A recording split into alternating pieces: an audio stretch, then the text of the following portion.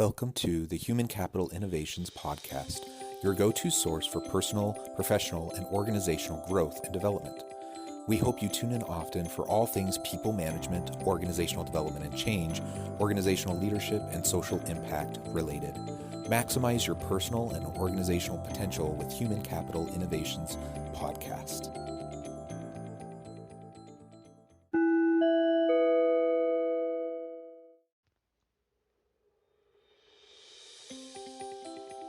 Welcome to the Human Capital Innovations Podcast. In this HCI podcast episode, I talk with Jake Jacobs about overcoming change fatigue and the concept of start with impact, follow the energy.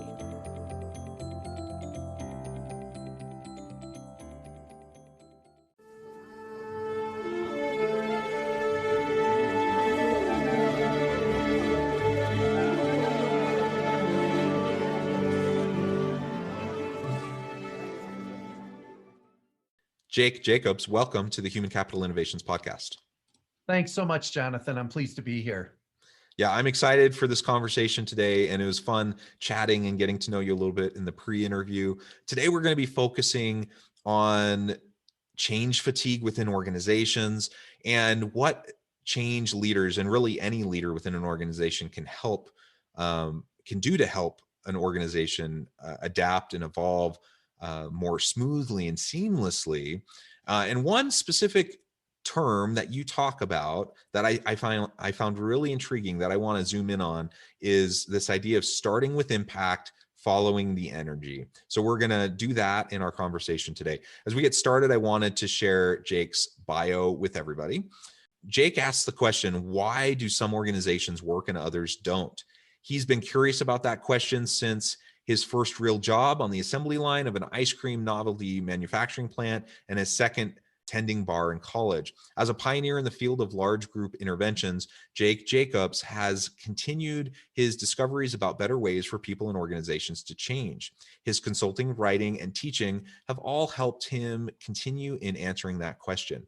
He's worked with some of the largest corporations in the world, including American Express, Corning, Ford, the Home Depot, Marriott, among others. He has also supported major change efforts with the City of New York, the U.S. National Forest Service, and the Environmental Protection Agency, and the United Kingdom's National Health and Employment Services. Writing has been a great way for him to get clear about what he believes in and how he works. In addition to regular postings on his blog, he's written articles for Strategy and Leadership, Executive Excellence, Leader to Leader, Strategic HR Review, the OD Practitioner, Consulting to Manage, and has been featured in the Huffington Post and in Inc. magazine. Tremendous career. You're making so many wonderful contributions. It is a real pleasure to have you on the podcast today. And before we really launch into the conversation, is there anything else you would like to share by way of background or personal context with listeners? Yeah, sure. I think, Jonathan, that the easiest thing for your listeners to connect to is that my clients, the people that I work with and focus on helping, are ones who are frustrated in some way with the results they're achieving in their change work. They could be too slow, too hard, or too often disappointing. And if that is the answer to your question of who am I out there listening, then this podcast ought to be a good one for you. Excellent, excellent. And that's really my passion. How I got into this space was really by chance. I was an accounting major at the time in my undergrad years, and I had lived abroad in South Korea for a time, and I was minoring in Korean, and I happened to just walk into my Korean class one day, kind of a little reprieve from all of my accounting courses. My Korean professor said, "Hey, who would like to go back to Korea for an internship this summer?" And so my hand shot up. I said, yes. I thought I didn't even know what the company was or what I'd be doing. It turned out I ended up in the organizational development office, the corporate office of LG Electronics in South Korea. And that was enough to cure me of any desire to be an accountant. And following that summer internship, I came back, I switched my major, and I got on an entirely new trajectory for my life and for my career.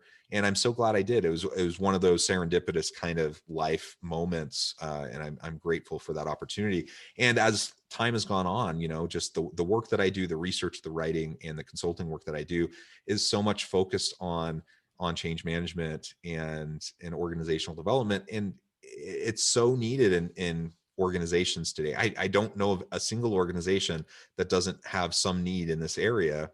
And yet almost every organization that has change initiatives underway, so many of them fail, so many of them fail to stick. And there's just so much that's stalling the efforts of good people doing their best, but beating, and they end up beating their head against the wall and not being able to drive the change that they want. Yeah, and I think, Jonathan, they're well-intentioned efforts from the top, middle, and bottom of organizations. If you're on the front lines, you can look up and say, what are they thinking? Do they have their head in the clouds? And if you're up at the top of the organization, you're looking down and saying, why is it that these people don't get it, that we need to bring about these significant changes? So this book that I have written called Leverage Change, 8 Ways to Achieve Faster, Easier, Better Results, has 8 levers or strategies in them to address these issues. And just this notion about the top, bottom, and middle, one of the levers is called create a common database. And it's really about how you can have people in the entire organization smart enough to make good decisions, good, aligned, creative decisions. And I believe that with the right information, you can give a lot of freedom to people in organizations. If I have the right context, and the same one that others in the organization do, one of my early mentors said, reasonable people come up with reasonably the same conclusions given the same information. And so I think that sharing of information, somebody has often said, information is power, right, in organizations. And I agree with that. And I think it should be shared widely, which is an typical response. The sharing this information broadly makes everybody smarter. And then you get alignment on a daily basis without having to put control mechanisms in place. It's people understand strategies, they understand where the organization's going, and they can align their own behavior in that direction. Yeah, absolutely. And alignment is really the key. And one of the biggest challenges that we face is change fatigue within organizations. And in large part, that's due to the pace of change. Man, we just live in an ever-changing, ever-evolving world. And I don't see the pace of change slowing down anytime soon. So, and I'm not just talking about organizational change, we're just societal change, disruptive technologies, shifts in the nature of work, the interconnected global marketplace, and virtual work during a pandemic, like all these things, right? It's just rapid pace of change. And then of course, organizations find themselves in the same situation where they're needing to adopt and adapt to disruptive technologies. They're trying to improve systems. They're trying to figure out how to engage diversified and distributed workforce, and on and on and on and on. And there's all these difficult things. The pace of change is really difficult to deal with. What is something that you do when you're working with your clients to think about change fatigue, the pace of change, and how they can start to be effective given those constraints? Sure. So Jonathan, most consultants, if not all of them, and theorists, people who've written books, given speeches, when they talk about organizational change, they talk about change. I mean, it makes sense, right? Isn't that what we're focused on? I take a different tact. And so in addition to talking about change, I also talk about what not to change. I think that it's equally important to understand what we need to continue doing the way we have in the past. So part of this change fatigue that organizations suffer from, I think, is because they're not paying enough attention to continuity. So I had a client that I worked with some time back, and there was a team designing what their change process was going to look like. And there was a guy, Joe, who refused to come in the door. I mean, literally had 2 feet outside the change effort. I mean, he would not enter. We asked him nicely. No, he was fine where he was. and stood there the whole morning. I mean, we had a whole meeting with this guy standing in the doorway, and we would go around the circle and ask if he had anything to add. And he said no. And at lunch, he came down, sat next to me, and I asked him how the morning had gone. I mean, I was really curious about this person, what had happened in their past, what they had seen. And he said, I'm going to sit at the table this afternoon. And I said, well, that's great. That's a step in the right direction. I said, why?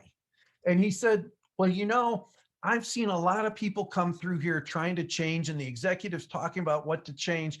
He said, and this is the first time that anybody's really asked us, what have we done well? What do we need to keep doing that we've already done? What kind of changes have we made in the past that have worked? And why have those been successful? And so this whole notion of continuity, there's a lever that says, pay attention to continuity. So when you're suffering from change fatigue, the answer is not go deeper into it and bring more change on people and talk about it more. And it's sort of like, I say Americans on street corners in foreign countries, when they don't understand us, we try and do two things. And I can say it, I'm an American and I've done it myself. So, there you have it. But we'll either speak louder, in which case we think they're not understanding, because they can't hear us. Or the other alternative is we will speak slower because the problem must be they don't understand us. Well, the problem is we're not speaking to them in their own language. And it doesn't matter how fast or loud we speak, it's not about that. And so when we talk about change, and that's what we focus on, people have a fear and anxiety about it. And my experience has been when we focus on continuity, people have what I say is a firmer ground to take a step off and a leap into the unknown because they know what they're on is solid ground. And I think this notion of paying attention to continuity, it's the first chapter in the book because I think it's one of the most important ones to pay attention to.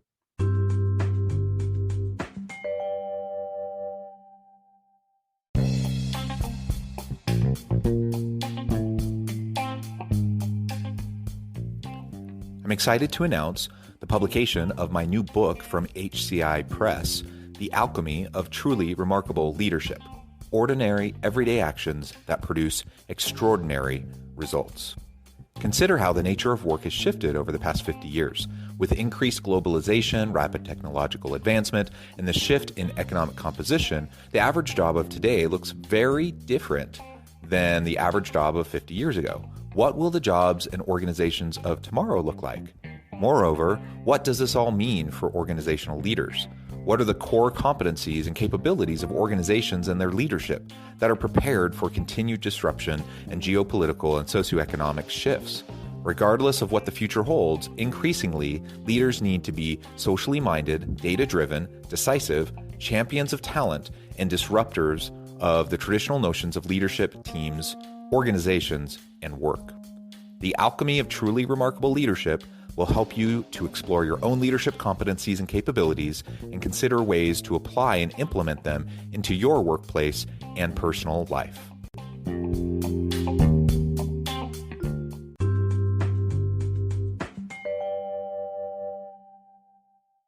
It's interesting as you were mentioning the continuity piece. It doesn't change the fact that there's stuff swirling around, changing all the time around us, and we still need to be adaptive.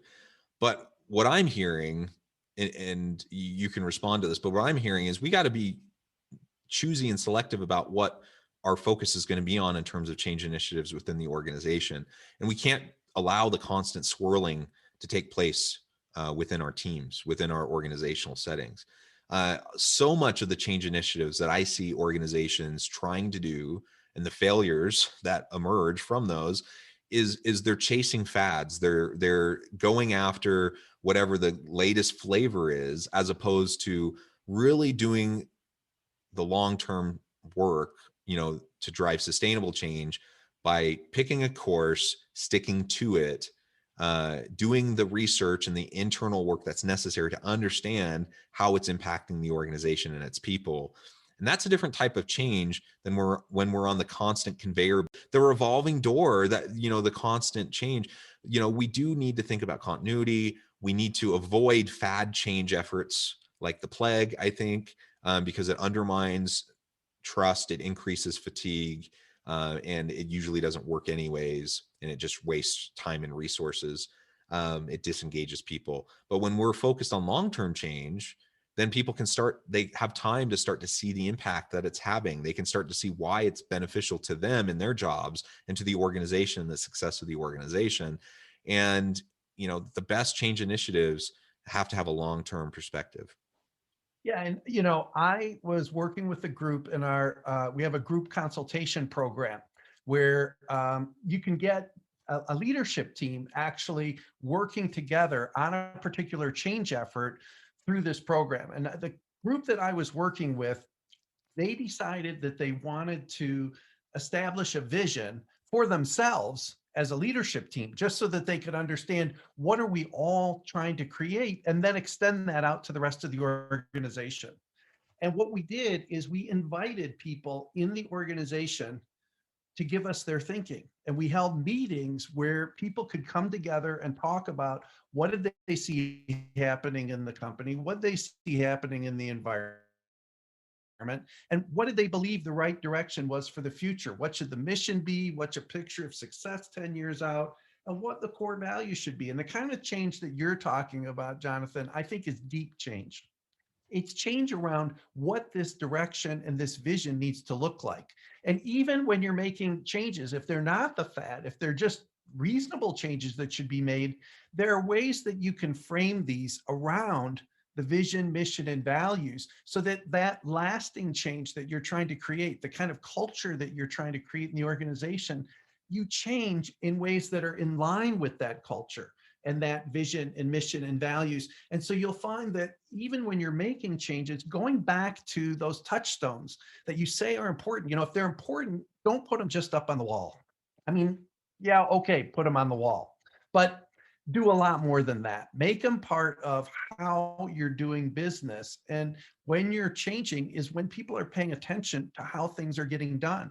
And if you say that you're going to be a participative organization like this one did, when they go out and they say, look, we want your input, we sincerely want to hear from you. And they made changes. I mean, I was at the executive team meeting when they were debating between one way or another way, how to put this value and describe it. And one of the leaders said, well, the people told us it should be this way. So why are we arguing about it? And everybody kind of stepped back, because sometimes you just get engaged in the argument and you get carried away. I've been in groups where I say, on a scale of 0 to 10, how important is this conversation that you're in right now? And guys, lady, man, look at each other and they go, well, it's sheepishly, it's about a 2. But it was a really engaging conversation. So these were in a pitched battle, and somebody said, wait a minute, what are the people telling us? And they went back to the data from these meetings, and they found there's a very clear message about what the answer should be regarding this particular value. And so if you're going to listen, even when you're making these long-term changes, if you're going to listen, then do it. And then you don't need to talk about being a participative organization anymore. You are one. So let's talk a little bit more about this idea. I found it really intriguing in your strategy. You call your strategy's levers, and you talk about this idea of start with impact, follow the energy. Can you describe more about that for listeners? Because I was really intrigued by that. Sure. So each of these levers actually deals with a common problem that organizations bump up against when they're trying to change. And so the problem that this lever deals with is the sort of command that all change efforts must start from the top. And you pick up any book and they're like, you got to have senior leader support and the executive team needs to be committed to this. And sometimes that's not reality. It's just not the case. And so the question is not for me to start at the top and cascade down, because that's just trying to follow a cookbook. And maybe that recipe is not what you want to eat for dinner, so to speak, right? So in this case, start with impact says, step back from the organization and look, where can you make a difference? Because where you can make a difference is where you're going to achieve results, and where you're going to achieve results is what's going to draw attention. So there's proof positive. My marketing people, friends of mine, talk about proof points. And they're like, where can you go to say this is for real? So starting with impact has you step back. Here's a story of a client. They ended up getting written up in Business Week and Fortune. So it's a good success story. It was a telecom. And the situation was I got a phone call from somebody in their training and development organization. There's a 10,000 person organization. They just laid off 1,000 people. And they said, we want to have a problem solving event to try and stem the tide. And I said, well, like how many people are coming to this event? And they said 80. I said, so you're going to have 80 people try and do some problem solving and you just laid off 1,000. And they said, yep. Now, most people in their right minds would probably hang up, run the other direction or something other than what I did, which is I took the job. And I went there and I met with the leaders of that part of the organization. And they said, well, we understand you're a little disappointed there aren't enough people showing up. And I said, well, I don't know about my disappointment. I said, but I'm not sure you're going to achieve the objectives you have of trying to turn this company around with 80 people getting together. And one event was not going to do the make a difference either. But when I came back, they had 300 people in the room. And we did a good day's work. And we came up with some ideas that would make a contribution, impact.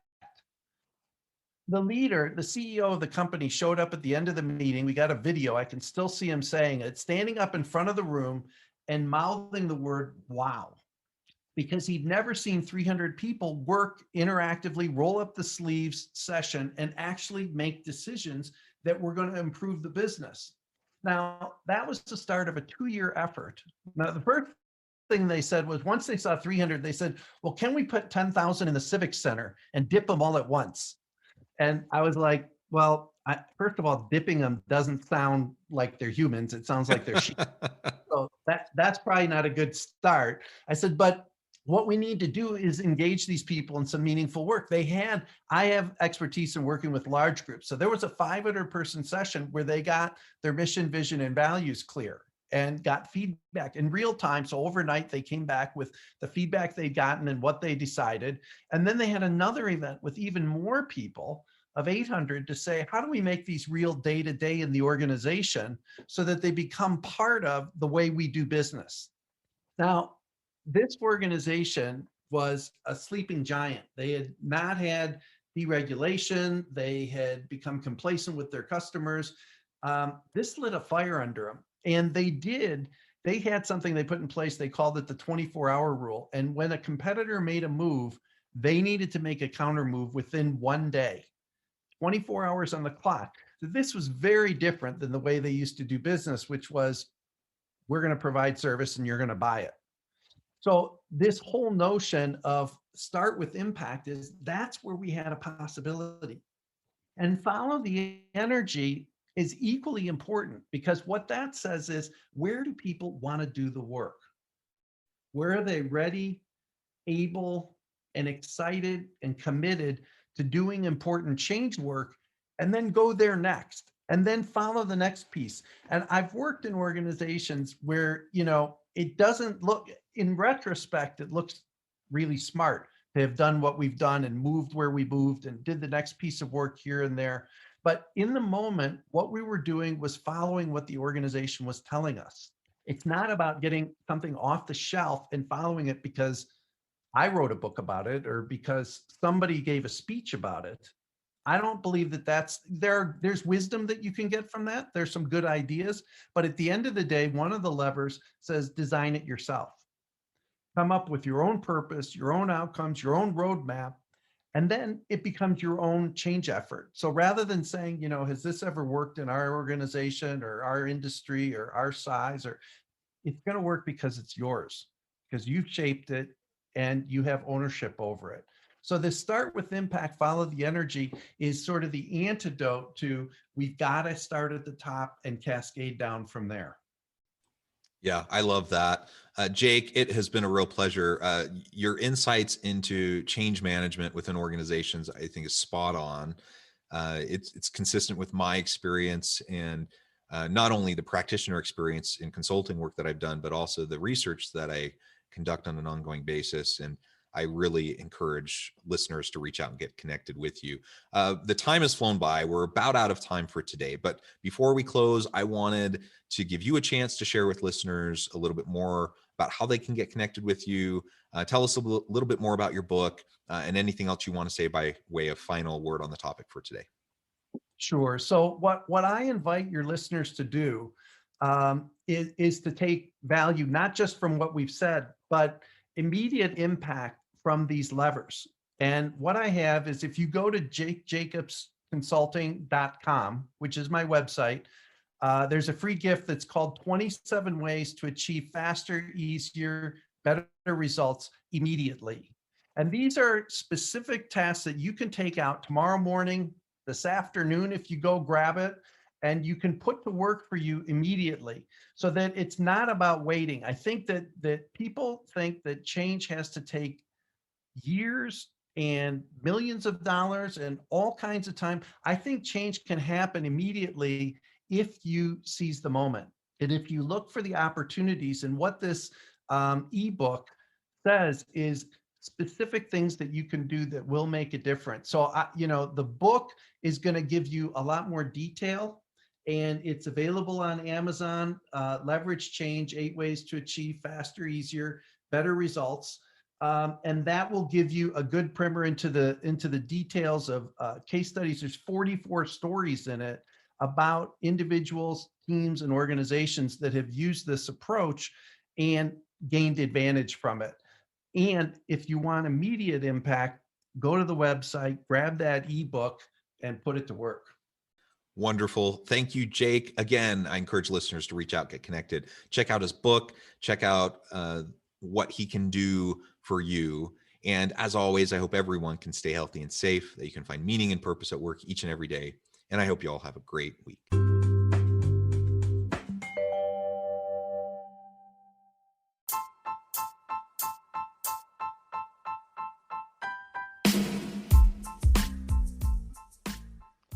We are excited about the launch of HCI's new magazine, Human Capital Leadership. Human Capital Leadership is a free, interactive e-magazine designed to help individuals, leaders, and organizations find innovative approaches to maximize their human capital potential. We will be publishing issues quarterly in August, November, February, and May. Check out the first issue and let us know what you think.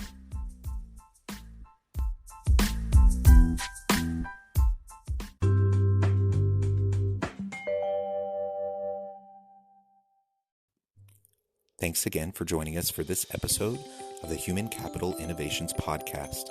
I hope you stay healthy and safe, and that you have a great week.